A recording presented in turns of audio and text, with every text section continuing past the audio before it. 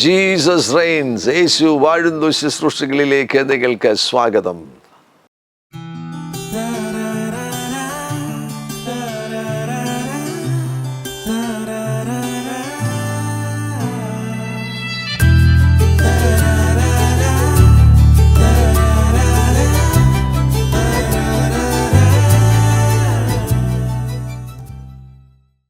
പട്ടണങ്ങളിൽ ഉണർവ്, വീടുകളിൽ ഉണർവ്. അപ്പോസ്തലപ്രവൃത്തി 8-ാമത്തെ അധ്യായത്തിൽ ശമരിയിൽ ഉണർവ് സംഭവിച്ചു. ഫിലിപ്പോസ് ശമരിയിൽ കടന്നു ചെന്ന് ദൈവത്തിൻ്റെ വചനം ശുശ്രൂഷിച്ചപ്പോൾ ശമരിയിൽ ഉണർവ് പൊട്ടിപ്പുറപ്പെടുകയാണ്. അപ്പോസ്തലപ്രവൃത്തി 8-ാമത്തെ അധ്യായം 5-ാമത്തെ വാക്യത്തിൽ ഫിലിപ്പോസ് ശമരിയ പട്ടണത്തിൽ ചെന്നു അവരോട് ക്രിസ്തുവിനെ പ്രസംഗിച്ചു. ഫലം 8-ാം വാക്യത്തിൽ അങ്ങനെ ആ പട്ടണത്തിൽ വളരെ സന്തോഷമുണ്ടായി. പട്ടണങ്ങളെ മാറ്റുന്ന ഉണർവുകൾ സംഭവിക്കാൻ പോകുന്നു. ലോകചരിത്രത്തിൽ അങ്ങനെ സംഭവിച്ചിട്ടുണ്ട്. ഇനിയും അത് ആവർത്തിക്കുവാൻ പോകുന്നു. ഈ ദിവസങ്ങളിൽ പട്ടണങ്ങളെ ഉണർത്തുന്ന പെന്തക്കോസ്തുകൾ സംഭവിക്കും. പെന്തക്കോസ്റ്റ് എന്ന വാക്ക് തന്നെ അതിൻ്റെ അർത്ഥം 50-ാം ദിവസമെന്നാകുന്നുവല്ലോ. 50 ഗോൾഡൻ ജൂബിലിയാണ് കാണിക്കുന്നത്, ഗോൾഡനെയാണ് കാണിക്കുന്നത് 50 എന്ന് പറയുന്നത്. അതിനാൽ വളരെ ദിവ്യമാകുന്ന സ്വാധീനത്താൽ പട്ടണങ്ങളുടെ മേൽ പെന്തക്കോസ്തുകൾ വെളിപ്പെടും. അപ്പോസ്തലപ്രവൃത്തി 8-ാമത്തെ അധ്യായത്തിൽ സാധാരണ ഒരു വ്യക്തിയാണ്, സാധാരണ ഒരു വിശ്വാസിയാണ് ആ പട്ടണത്തിൽ ഉണർവുണ്ടാകുവാൻ തക്കവണ്ണം ദൈവം ഉപയോഗിച്ചത്. പിന്നീട് അവിടെ അപ്പോസ്തലന്മാർ വന്നു. ആ പട്ടണത്തിൽ സാധാരണ വിശ്വാസിയാകുന്ന ഫിലിപ്പോസിനെ ദൈവം ഉപയോഗിച്ച് കഴിഞ്ഞപ്പോൾ അതിൻ്റെ ഫലമായിട്ട് ആ പട്ടണത്തിൽ ഞാൻ വിശ്വസിക്കുന്നത് എല്ലാ തുറകളിലുമുള്ളവർ, അന്നുണ്ടായിരുന്ന എല്ലാ തുറകളിലുമുള്ളവർ അവരുടെ ജീവിതത്തിന് മാറ്റങ്ങൾ സംഭവിച്ചു. ഇന്നത്തെ പട്ടണങ്ങളെന്ന് പറയുന്നത് വ്യവസായവുമായി ബന്ധപ്പെട്ടാകുന്നുവല്ലോ ഇന്നത്തെ പട്ടണങ്ങൾ. ഹൈദരാബാദ് പോവുകയാണെങ്കിൽ അതൊരു IT സിറ്റി എന്ന് വേണമെങ്കിൽ പറയാൻ കഴിയും. ബാംഗ്ലൂരിലും അതേപോലെ ചെന്നൈയിൽ ഇതെല്ലാം കമ്പ്യൂട്ടറുമായി ബന്ധപ്പെട്ട ഒരുപാട് ബിസിനസ്സുകളുണ്ട്, അല്ലാതെയുള്ള ഒരുപാട് ബിസിനസ്സുകളുണ്ട്. ആ നിലയിൽ പ്രൊഫഷണൽസ്, വളരെ വിദ്യാസമ്പന്നരാകുന്ന പ്രൊഫഷണൽസൊക്കെയുള്ള പട്ടണങ്ങൾ എല്ലാ മേഖലയിലും ഉള്ളവരുമുണ്ട്. ഒരു പട്ടണത്തിൽ ഒരു മേഖലയിൽ വലിയൊരു വ്യാവസായികമാകുന്ന പുരോഗതി ഉണ്ടാകുമ്പോൾ അതിന് ലിങ്കേജ് ഇഫക്റ്റുകളുണ്ട്. അതിനോട് ലിങ്ക് ചെയ്തിട്ടുള്ള എല്ലാ ബാക്കി മേഖലകളിലും ഉണർവുകൾ സംഭവിക്കും. അതൊരു വ്യാവസായിക ഉണർവാണ്.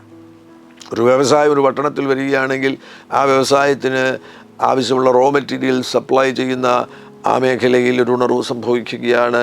അവിടെയുള്ള ജോലിക്കാർക്ക് ഭക്ഷണം കൊടുക്കുന്ന ഹോട്ടൽസിൽ ഒരു ഉണർവ് സംഭവിക്കുകയാണ്. അവിടെ വരുന്ന അതിഥികൾക്ക് താമസിക്കുവാൻ വേണ്ടിയുള്ള റൂംസുമായി ബന്ധപ്പെട്ട് അവിടെ ഒരു ഉണർവ് സംഭവിക്കുകയാണ്.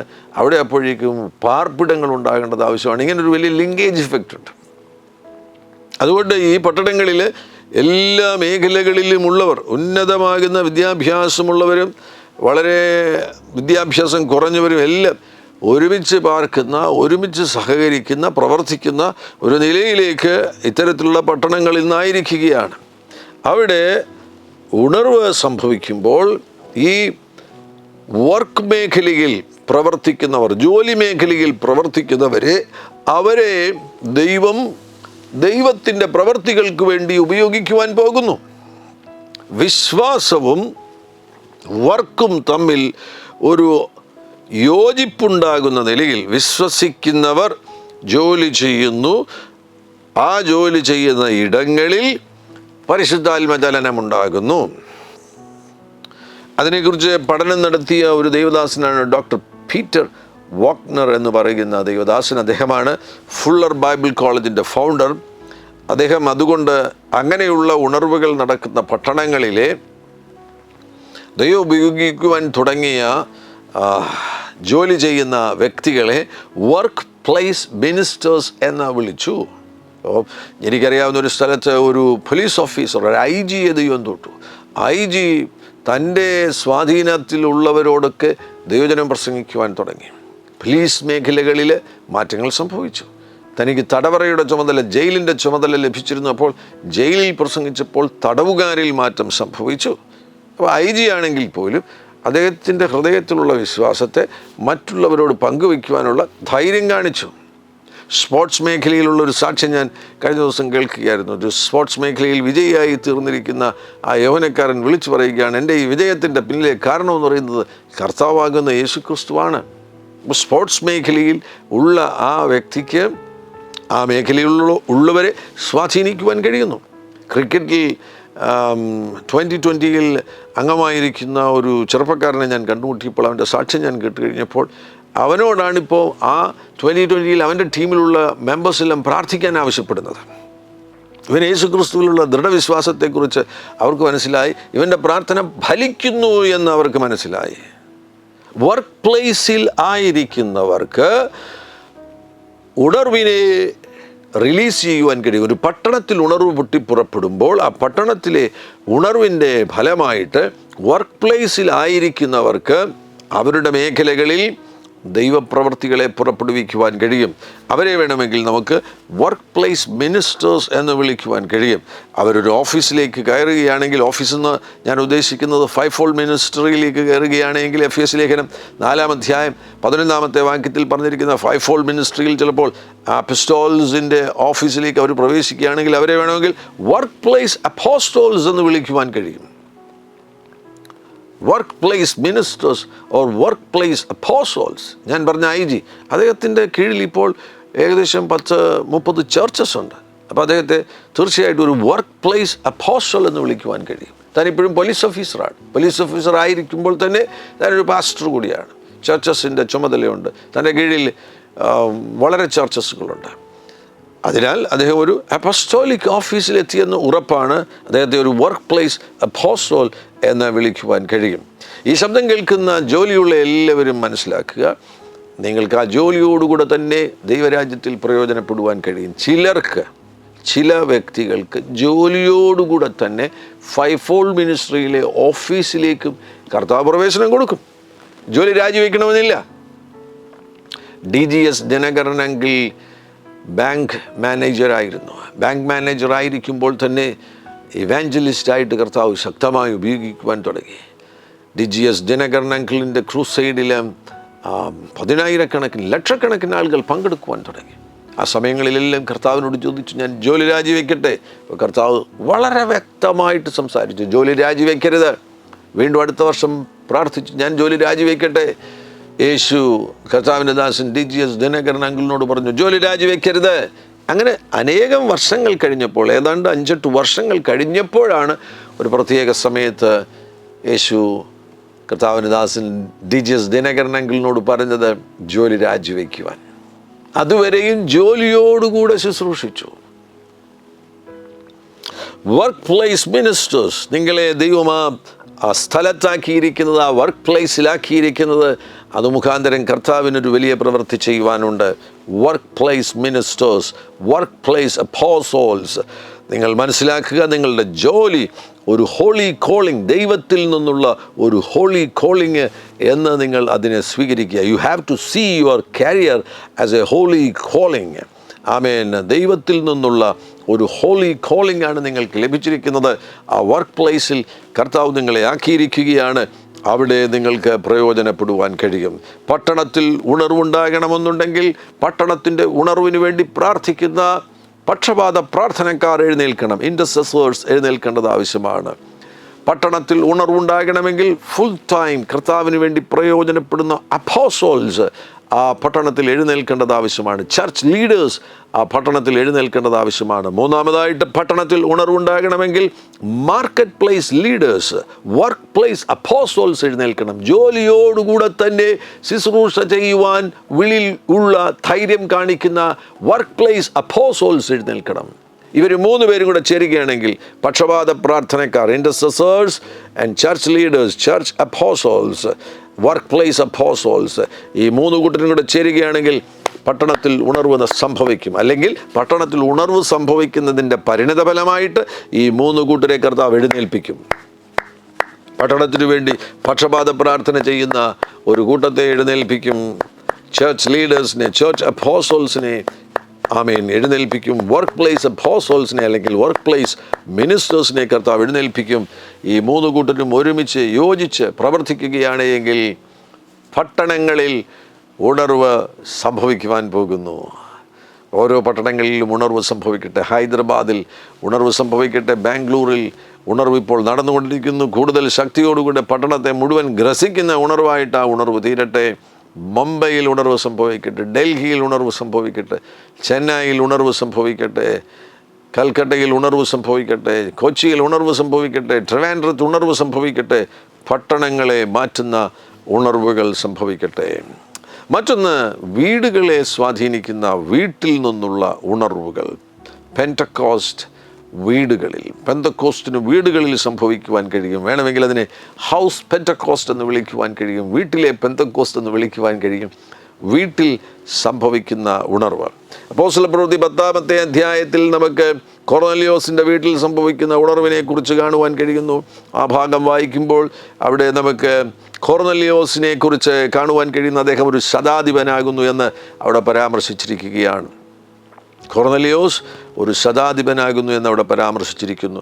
ഇദ്ദേഹത്തെക്കുറിച്ച് പറയുന്ന അദ്ദേഹം ഭക്തനും തൻ്റെ സകല ഗൃഹത്തോടും കൂടെ ദൈവത്തെ ഭയപ്പെടുന്നവനുമായി ജനത്തിന് വളരെ ധർമ്മം കൊടുത്തും എപ്പോഴും ദൈവത്തോട് പ്രാർത്ഥിച്ചും പോന്നു. ഇത്രയധികം ഭക്തിയുള്ളൊരു ശതാധിപനോ? അങ്ങനെയെങ്കിൽ ഇത് പെട്ടെന്ന് സംഭവിച്ച കാര്യമല്ല. ഇതിൻ്റെ പിന്നിൽ ചില കാര്യങ്ങളുണ്ടല്ലോ. കൊർന്നേലിയോസ് എന്നുള്ള പേര് നമുക്കിവിടെ കാണുവാൻ കഴിയുന്നു. എന്നാൽ ഇദ്ദേഹത്തിന് ഈ ആത്മീക അനുഭവത്തിലേക്ക് വരുവാൻ അതിൻ്റെ പിന്നിൽ ചില ചരിത്രമുണ്ട് എന്ന് വളരെ വ്യക്തമാണ്. മത്തായിയുടെ സുവിശേഷം 8-ാമത്തെ അധ്യായം 5-ാമത്തെ വാക്യത്തിലേക്ക് പോകുമ്പോൾ അവിടെ നമുക്ക് ഒരു ശതാധിപനെ കാണാൻ കഴിയുന്നുണ്ട്. ആ ശതാധിപൻ 5-ാം വാക്യത്തിൽ അവൻ കഫർന്നഹൂമിൽ എത്തിയപ്പോൾ ഒരു ശതാധിപൻ വന്ന് അവനോട്, കർത്താവേ, എൻ്റെ ബാല്യക്കാരൻ പക്ഷവാതം പിടിച്ച് കഠിനമായി വേദനപ്പെട്ട് വീട്ടിൽ കിടക്കുന്നു എന്ന് അപേക്ഷിച്ച് പറഞ്ഞു. ആരാണ് ഈ ശതാധിപൻ? വളരെ വളരെ നമുക്ക് ഉറപ്പിക്കുവാൻ കഴിയും ഈ ശതാധിപൻ തന്നെയാണ് അപ്പോസ്തലപ്രവൃത്തി 10-ാമത്തെ അധ്യായത്തിലെ കൊർന്നേലിയോസ്. ആ ശതാധിപനാണ് 8-ാം വാക്യത്തിൽ അതിന് ശതാധിപൻ, കർത്താവേ, നീ എൻ്റെ പുരക്കകത്ത് വരുവാൻ ഞാൻ യോഗ്യനല്ല. ഒരു വാക്കുമാത്രം കൽപ്പിച്ചാൽ എൻ്റെ ബാല്യക്കാരന് സൗഖ്യം വരും. ഞാനും അധികാരത്തിന് കീഴിലുള്ള മനുഷ്യനാകുന്നു. എൻ്റെ കീഴിൽ പടയാളികളുണ്ട്. ഞാനൊരുവനോട് പോകാം എന്ന് പറഞ്ഞാൽ പോകുന്നു, മറ്റൊരുത്തിനോട് വരിക എന്ന് പറഞ്ഞാൽ വരുന്നു, എൻ്റെ ദാസനോട് ഇത് ചെയ്യുക എന്ന് പറഞ്ഞാൽ അവൻ ചെയ്യുന്നു എന്ന് ഉത്തരം പറഞ്ഞു. യേശു ഇത് കേട്ടിട്ട് അതിശയിച്ചു. പിൻചെല്ലുന്നവരോട് പറഞ്ഞത്, ഇസ്രയേലിൽ കൂടെ ഇത്ര വലിയ വിശ്വാസം കണ്ടിട്ടില്ല എന്ന് ഞാൻ സത്യമായിട്ട് നിങ്ങളോട് പറയുന്നു. അപ്പോസ്തലപ്രവൃത്തി 10-ാമത്തെ അധ്യായത്തിൽ ഇത്ര വലിയൊരു സംഭവം നടക്കുവാൻ തക്കവണ്ണം ആക്ട്സ് ചാപ്റ്റർ 2 അപ്പോസ്തലപ്രവൃത്തി 2-ാമത്തെ അധ്യായത്തിൽ നടന്ന പെന്തിക്കോസ്റ്റിന് ശേഷം ഒരു ജാതിക പെന്തിക്കോസ്റ്റ്, ജെൻറ്റൈൽ പെന്തിക്കോസ്റ്റ് അപ്പോസ്തലപ്രവൃത്തി 10-ാമത്തെ അധ്യായത്തിൽ നടക്കുവാൻ തക്കവണ്ണം കൊർന്നേലിയോസിനെ ദൈവം തെരഞ്ഞെടുത്തു എങ്കിൽ അതിൻ്റെ പിന്നിൽ ചില രഹസ്യങ്ങളുണ്ട്. പൊടുന്നനമേ ഇദ്ദേഹത്തിൽ ഉണ്ടായതല്ല ഈ വിശ്വാസം. നീണ്ട നാളുകളായിട്ട് ഈ വ്യക്തിക്ക് യേശുവിനെ അറിയാം. ദൈവത്തോടുള്ള ഭക്തിയിലും പ്രാർത്ഥനയിലും നീണ്ട നാളുകൾ തുടർന്ന വ്യക്തിയാണ് ശതാധിപനാകുന്ന കൊർന്നേലിയോസ് എന്ന് മനസ്സിലാക്കുവാൻ കഴിയുന്നു. മത്തായി 8-ൽ പറഞ്ഞിരിക്കുന്ന ഈ ശതാധിപൻ കൊർന്നേലിയോസ് അല്ലാതെ മറ്റാരാണ്?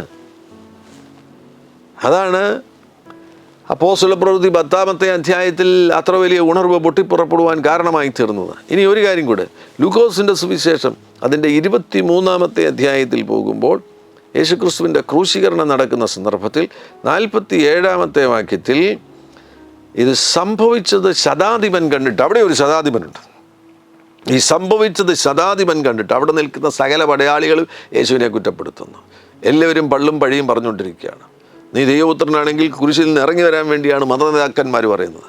ഇങ്ങനെ ഒരു നെഗറ്റീവായിട്ടുള്ള കാര്യം അവിടെ സംഭവിച്ചു കൊണ്ടിരിക്കുമ്പോൾ അതിൻ്റെ നടുവിൽ 47-ാമത്തെ വാക്യത്തിൽ ഈ സംഭവിച്ചത് ശതാധിപൻ കണ്ടിട്ട് ഈ മനുഷ്യൻ വാസ്തവമായി നീതിമാനായിരുന്നു എന്ന് പറഞ്ഞ് ദൈവത്തെ മഹത്വപ്പെടുത്തി. ആരാണ് ഈ ശതാധിപൻ?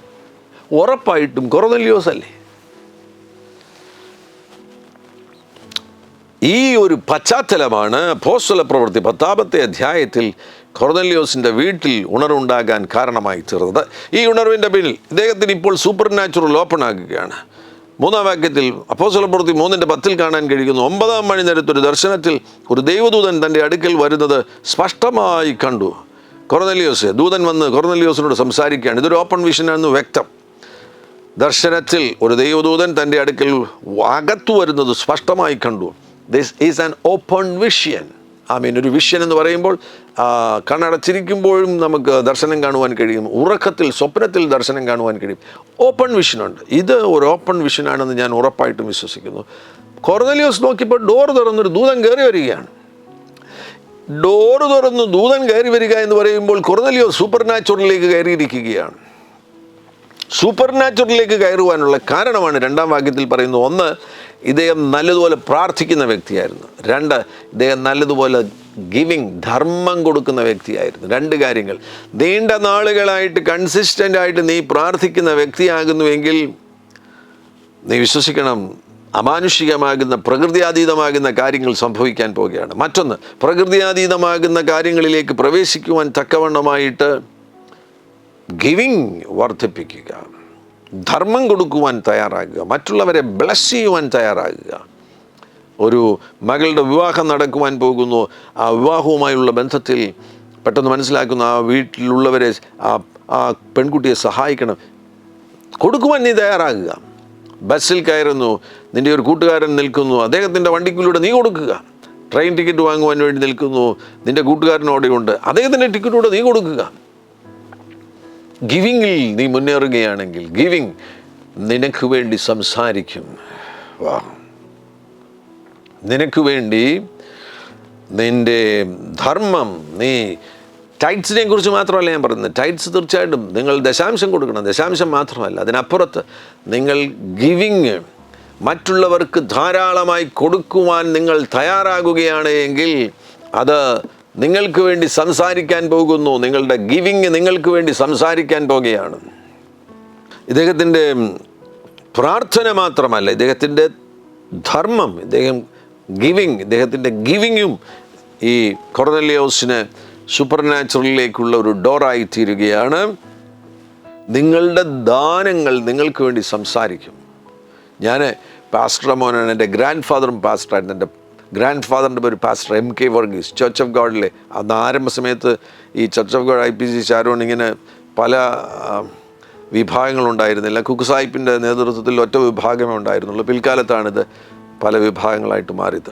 അപ്പോൾ അന്ന് കുക്ക് സാഹിബിൻ്റെ കൂടെ റോബർട്ട് എഫ് കുക്ക് അവറുകളോടുകൂടെ, പാസ്റ്റർ റോബർട്ട് എഫ് കുക്ക് അവറുകളോടുകൂടെ പ്രവർത്തിച്ച ഒരു ലോക്കൽ ചർച്ച് പാസ്റ്ററായിരുന്നു എൻ്റെ grandfather pastor MK Varghese.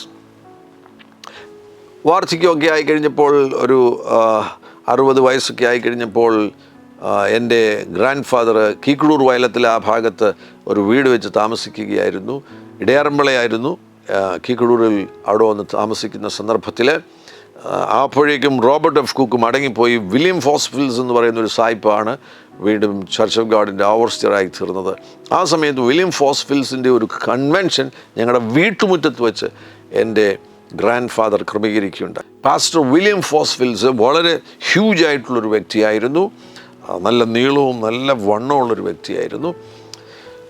എൻ്റെ വലിയപ്പച്ചൻ നോക്കിക്കഴിഞ്ഞപ്പോൾ ഞങ്ങളുടെ വീട്ടിൽ വില്യം ഫോസ്ഫിൽസ് വന്നു കഴിഞ്ഞാൽ കിടക്കാനുള്ള ഭാഗമായിട്ട് കട്ടിലില്ല. അപ്പോൾ ആശാരിയെ വിളിച്ചിട്ട് കട്ടിൽ പണിപ്പിച്ചു, ആശാരിയെ വിളിച്ചൊരു കസേരയും പണിപ്പിച്ചു. വില്യം ഫോസ്ഫിൽസിന് ഇരിക്കത്തൊക്കെ വലിപ്പമുള്ളൊരു കസേരയും പണിയിച്ചു. അങ്ങനെയാണ് ആ കൺവെൻഷൻ നടന്നത്. വില്യം ഫോസ്ഫിൽസ് റോഡ് ഉള്ളിടം വരെ ഒരു പഴയ കാറുണ്ടായിരുന്നു അദ്ദേഹത്തിന്, അന്നത്തെ കാലത്തെ കാർ. ആ കാറിൽ വന്ന് ആ കാറോടെ പാർക്ക് ചെയ്ത് പിന്നെ അവിടുന്ന് കിലോമീറ്ററുകൾ നടന്നാണ്, അന്നത്തെ കാലത്ത് ഈ ചെറിയ ചെറിയ തോടുകളുടെ മുകളിൽ പാലമൊന്നുമില്ലല്ലോ, റോഡായി വരുന്നതേ ഉള്ളല്ലോ, അങ്ങനെ കിലോമീറ്ററുകൾ നടന്നാണ് വില്യം ഫോസ്ഫിൽസ് ഞങ്ങളുടെ വീട്ടിൻ്റെ അവിടെ മുറ്റത്ത് നടക്കുന്ന കൺവെൻഷനിൽ പ്രസംഗിക്കുവാൻ വേണ്ടി വന്നത്. അവിടെ ആ വീട്ടിലാണ് താമസിച്ചത്. ചില ദിവസങ്ങൾ ആ വീട്ടിൽ താമസിച്ച ആ കൺവെൻഷനിൽ പാസ്റ്റർ വില്യം ഫോസ്ഫിൽസ് അവറുകൾ ദൈവവചനം ശുശ്രൂഷിക്കുകയുണ്ടായി. നിങ്ങൾക്കറിയാമോ, ഞാൻ കൊച്ചുമകനാണ്. ഞാൻ ഏതാണ്ട് ഇത് 1960കളിൽ സംഭവിക്കുന്ന കാര്യമാണ്. 1960കളിൽ അത് സംഭവിച്ചു. അതിനുശേഷമായിട്ട് ഞാൻ 1997 2000 ആ കാലയളവിൽ അരുണാചൽ പ്രദേശിൽ എത്തിച്ചേരുന്നു. അരുണാചൽ പ്രദേശിൽ ഉണർവ് പൊട്ടിപ്പുറപ്പെട്ടു. വില്ലേജുകളിലേക്ക് പോവുകയാണ്. അവിടുത്തെ വില്ലേജുകളിൽ പ്രാഥമിക കാര്യങ്ങൾക്ക് വേണ്ടിയുള്ള സൗകര്യങ്ങൾ വളരെ കുറവാണ്. അതിനാൽ ഞാൻ ചെല്ലുന്ന സന്ദർഭത്തിൽ ഞാൻ വില്ലേജുകളിൽ, കൺവെൻഷനുകളിൽ, ക്രൂസൈഡുകളിൽ പ്രസംഗിക്കുവാൻ വേണ്ടി ചെല്ലുന്നുവെന്ന് അറിവ് ലഭിക്കുമ്പോൾ അവിടെയുള്ള ഗ്രാമനിവാസികൾ, അവിടെയുള്ള വിശ്വാസികൾ എനിക്ക് വേണ്ടി ബാത്റൂംസ് ഉണ്ടാക്കുന്നു, എനിക്ക് വേണ്ടി പ്രത്യേകം കട്ടിലുകൾ തയ്യാറാക്കുന്നു. ഞാൻ ചെല്ലുന്നു എന്നതുകൊണ്ട് തന്നെ അവരുടെ ചെറിയ കുടിലുകളാണ്. എനിക്ക് വേണ്ടി പാർക്കുവാൻ വേണ്ടി പ്രത്യേകം മുറികൾ ഉണ്ടാക്കുന്നു, എനിക്ക് വേണ്ടി പ്രത്യേകം ബെഡുകൾ വാങ്ങുന്നു. പല കാര്യങ്ങൾ സംഭവിച്ചിട്ടുണ്ട്. ഞാൻ അന്നേരം ചിന്തിച്ചു, വില്യം ഫോസ്വിൽസ് അവറുകൾക്ക് വേണ്ടി, പാസ്റ്റർ വില്യം ഫോസ്വിൽസ് അവറുകൾക്ക് വേണ്ടി ചെയ്തതിൻ്റെ ഫലങ്ങൾ ഗ്രാൻഡ് ചൈൽഡ് അനുഭവിക്കുകയാണ്, കൊച്ചുമകൻ അനുഭവിക്കുകയാണ്. നീ വിതച്ചതിന് കൊയ്ത്തുണ്ട്. വിതച്ചതിന് ഭൗതിക തലത്തിൽ മാത്രമല്ല കൊയ്ത്തുള്ളത്, ശുശ്രൂഷ തലത്തിൽ കൊയ്ത്തുണ്ട്. നീ വിതയ്ക്കുകയാണെങ്കിൽ ചിലപ്പോൾ ആ വിതയായിരിക്കും നിന്റെ സൂപ്പർ നാച്ചുറലിൽ എത്തിക്കുന്നത്. Hallelujah, glory to Jesus, hallelujah. ഈ വ്യക്തിയുടെ അരികിലാകുന്നു ഒരു ദൂതൻ കയറി വന്നു. ദൂതൻ വന്ന്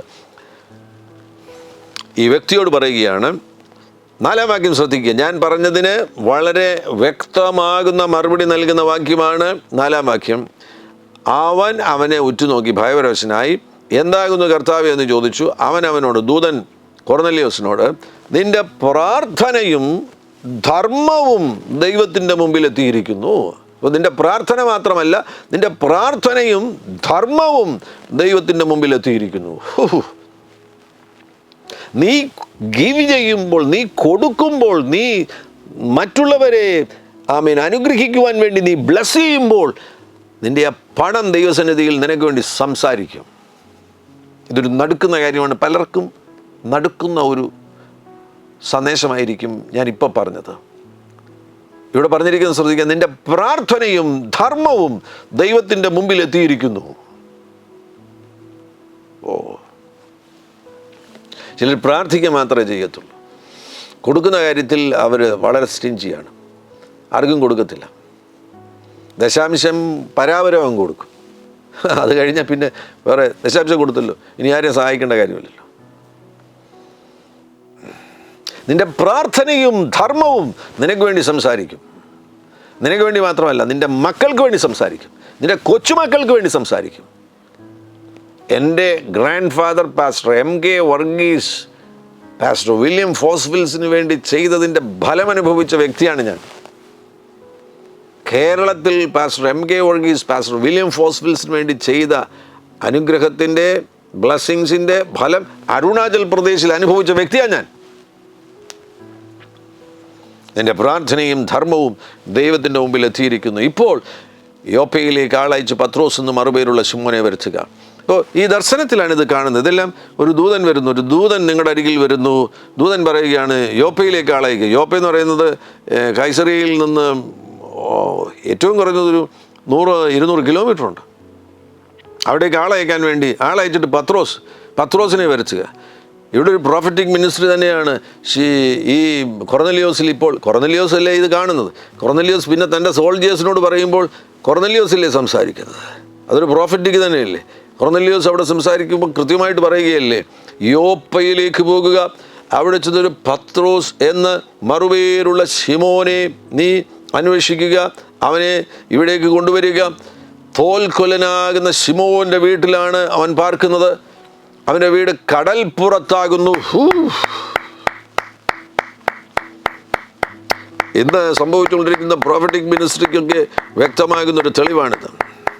അങ്ങനെയാണ് കൊർന്നല്യോസ് തൻ്റെ സോൾജിയേഴ്സിനെയും 2 പേരെയും തൻ്റെ അരികിൽ നിൽക്കുന്ന ദൈവഭക്തനാകുന്ന ഒരാളിനെയും കൂടെ ചേർത്ത് 3 പേരെ അയക്കുകയാണ്. നിനക്ക് ദൈവം പ്രകൃതിയാതീതമാകുന്ന ഒരു അനുഭവം നൽകി തരുമ്പോൾ, ഒരു സൂപ്പർ നാച്ചുറൽ വിഷൻ, ഒരു സൂപ്പർ നാച്ചുറൽ ദൂത് നിനക്ക് കർത്താവ് നൽകി തരുമ്പോൾ, അതിൻ്റെ മേൽ നീ ആക്ട് ചെയ്യുകയാണെങ്കിൽ, അതിൻ്റെ മേൽ നീ പ്രവർത്തിക്കുവാൻ തയ്യാറാകുകയാണെങ്കിൽ, അത് മുഖാന്തരം മറ്റുള്ളവർക്ക് സൂപ്പർ നാച്ചുറൽ എക്സ്പീരിയൻസസ് ഉണ്ടാകും. ഇവിടെ കൊർന്നല്യോസ് ഈ ദർശനം കണ്ടതിന് ശേഷം ഇതൊരു മനോവിഭ്രാന്തിയാണ്, ഹലൂസിനേഷനാണ് എന്ന് കരുതി ഒന്നും അതിൻ്റെ മേൽ ചെയ്യാതിരിക്കുകയാണെങ്കിൽ പത്രോസിന് ദർശനം ലഭിക്കത്തില്ല. നിനക്ക് ലഭിച്ചിരിക്കുന്ന പ്രകൃതിയാതീതമാകുന്ന ആ അനുഭവങ്ങളിൽ നീ ആക്ട് ചെയ്യുവാൻ തയ്യാറാകുക. ഒരു ആക്ഷൻ വെളിപ്പെടട്ടെ. നിന്നിൽ നിന്നൊരു ആക്ഷൻ വെളിപ്പെടുകയാണെങ്കിൽ നീ അതിൻ്റെ അടിസ്ഥാനത്തിൽ പ്രവർത്തിക്കുവാൻ തയ്യാറാകുകയാണെങ്കിൽ മറ്റുള്ളവർക്ക് സൂപ്പർ നാച്ചുറൽ എക്സ്പീരിയൻസസ് ഉണ്ടാക്കുവാൻ പോകുന്നു. ഇവിടെ കൊർന്നേലിയോസ് തനിക്ക് ലഭിച്ച സൂപ്പർ നാച്ചുറൽ എക്സ്പീരിയൻസസിൻ്റെ അടിസ്ഥാനത്തിൽ പ്രവർത്തിക്കുവാൻ തയ്യാറായപ്പോൾ പത്രോസിന് സൂപ്പർ നാച്ചുറൽ എക്സ്പീരിയൻസസ് ഉണ്ടാകുകയാണ്. പത്രോസ് ഈ 3 സോൾജേഴ്സിൻ്റെ കൂടെ നടക്കുമ്പോൾ അതിൽ 2 പേര് ദൈവഭക്തി ഇല്ലാത്തവരാണ്. ഞാൻ വിശ്വസിക്കുകയാണ് പത്രോസിൻ്റെ കൂടെ നടന്ന ആ 2 സോൾജേഴ്സിൽ പരിവർത്തനങ്ങൾ സംഭവിച്ചു എന്ന്. അതിൻ്റെ ഫലമായിട്ട് ഇതാ നോക്കുക, കൊർന്നേലിയോസിൻ്റെ ബന്ധുക്കളും സ്നേഹിതരുടെ മേലും പരിശുദ്ധാത്മാവ് വരികയാണ്. ലഭിച്ചിരിക്കുന്ന പ്രകൃതിയാതീത അനുഭവങ്ങളിൽ നിങ്ങൾ തൃപ്തരായിട്ട് വെറുതെ ഇരിക്കരുത്. നിങ്ങൾ അതിൻ്റെ അടിസ്ഥാനത്തിൽ പ്രവർത്തിക്കുവാൻ തയ്യാറാകുകയാണ് എങ്കിൽ വീട്ടിൽ ഉണർവ് സംഭവിക്കുവാൻ പോകുന്നു. നിങ്ങളുടെ വീട്ടിൽ ഉണർവ് സംഭവിക്കുവാൻ പോകുന്നു. നിങ്ങളുടെ ബന്ധുക്കളുടെ നടുവിൽ, നിങ്ങളുടെ സ്നേഹിതരുടെയും പ്രിയപ്പെട്ടവരുടെയും നടുവിൽ ഉണർവ് സംഭവിക്കുവാൻ പോകുന്നു. പരിശുദ്ധാത്മാവിൻ്റെ വലിയ പ്രവൃത്തിയുടെ സമയമാണ്. വീടുകളിൽ ഉണർവ് സംഭവിക്കട്ടെ, പട്ടണങ്ങളിൽ ഉണർവ് സംഭവിക്കട്ടെ. പരിശുദ്ധ പിതാവേ, യേശുക്രിസ്തുവിൻ നാമത്തിൽ ഞങ്ങളുടെ ജനത്തിനു വേണ്ടി പ്രാർത്ഥിക്കുന്നു. വളരെ അതിശയകരമാകുന്ന ഒരു ദൈവപ്രവൃത്തിക്ക് വേണ്ടി ഈ പ്രിയപ്പെട്ടവരെ അങ്ങ് കണ്ടിരിക്കുന്നതിനായി സ്തോത്രം ചെയ്യുന്നു. അന്ത്യകാല ഉണർവിൻ്റെ ഉപകരണങ്ങളാക്കി ഈ പ്രിയപ്പെട്ടവരെ അങ്ങ് മാറ്റിയിരിക്കുന്നതിനായി സ്തോത്രം ചെയ്യുന്നു.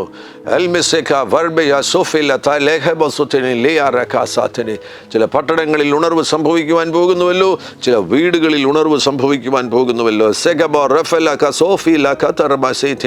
ഞാൻ അങ്ങയുടെ ജനത്തെ ബ്ലസ് ചെയ്ത് പ്രാർത്ഥിക്കുകയാണ്. രോഗികൾ ഇപ്പോൾ യേശുവിൻ നാമത്തിൽ സൗഖ്യമാകട്ടെ. നട്ടൽ സംബന്ധമാകുന്ന രോഗങ്ങൾ സൗഖ്യമാകട്ടെ. മിസ്റ്റീരിയസ് ആയിട്ടുള്ള രോഗങ്ങൾ യേശുവിൻ നാമത്തിൽ സൗഖ്യമാകട്ടെ. മരണകരമാകുന്ന രോഗങ്ങൾ യേശുവിൻ നാമത്തിൽ സൗഖ്യമാകട്ടെ. രോഗികൾ യേശുവിൻ നാമത്തിൽ സൗഖ്യമാകട്ടെ. അടഞ്ഞുപോയ വാതിലുകൾ തുറക്കപ്പെടട്ടെ. ജോലിയില്ലാത്തവർക്ക് ജോലി ലഭിക്കട്ടെ. ചില ദുഃഖങ്ങളിലായിരിക്കുന്നവരുടെ മനസ്സുകളെ ആശ്വസിപ്പിക്കണമേ എന്ന് പ്രാർത്ഥിക്കുന്നു. അത്ഭുതങ്ങൾ അങ്ങ് ചെയ്യുന്നതിനായി സ്തോത്രം, യേശു ക്രിസ്തുവിൻ നാമത്തിൽ തന്നെ. ആമേൻ. ഹല്ലേലൂയ. Glory to Jesus. ഹല്ലേലൂയ. വളരെ വളരെ നന്ദി. ഈ എപ്പിസോഡ് കാണുവാൻ നിങ്ങൾ കാണിച്ച താല്പര്യത്തെ പ്രത്യേകമായി അഭിനന്ദിക്കുകയാണ്. ഈ സന്ദേശം മറ്റുള്ളവരുമായി പങ്കുവയ്ക്കണം. ഈ ചാനൽ നിങ്ങൾ സബ്സ്ക്രൈബ് ചെയ്യുവാൻ വിനയപരിശ്രമം ഓർപ്പിക്കുന്നു. കർത്താവാകുന്ന യേശു നിങ്ങളുടെ കൂടെയിരിക്കും. God bless you. ആമേൻ.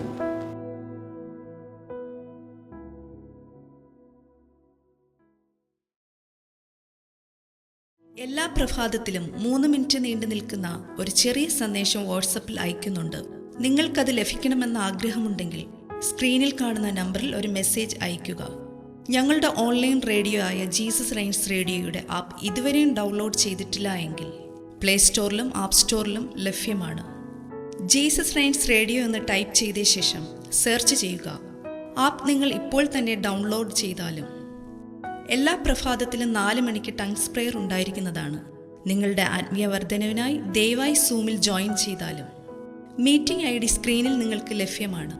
അതോടൊപ്പം തന്നെ എല്ലാ ബുധനാഴ്ചയും രാത്രി 10 മുതൽ 1 മണി വരെ നൈറ്റ് പ്രെയർ ഉണ്ടായിരിക്കുന്നതാണ്. നമുക്ക് ഒരുമിച്ച് രാജ്യങ്ങൾക്ക് വേണ്ടി പ്രാർത്ഥിക്കാം. ദയവായി സൂമിൽ ജോയിൻ ചെയ്താലും. ഈ യൂട്യൂബ് ചാനൽ നിങ്ങൾ ഇതുവരെയും സബ്സ്ക്രൈബ് ചെയ്തിട്ടില്ല എങ്കിൽ ഇപ്പോൾ തന്നെ സബ്സ്ക്രൈബ് ചെയ്യുക. ശേഷം ബെൽ ബട്ടൺ അമർത്താൻ മറക്കല്ലേ. ഈ സന്ദേശം മറ്റുള്ളവരിലേക്ക് അനുഗ്രഹമാകാൻ ഷെയർ ചെയ്താലും.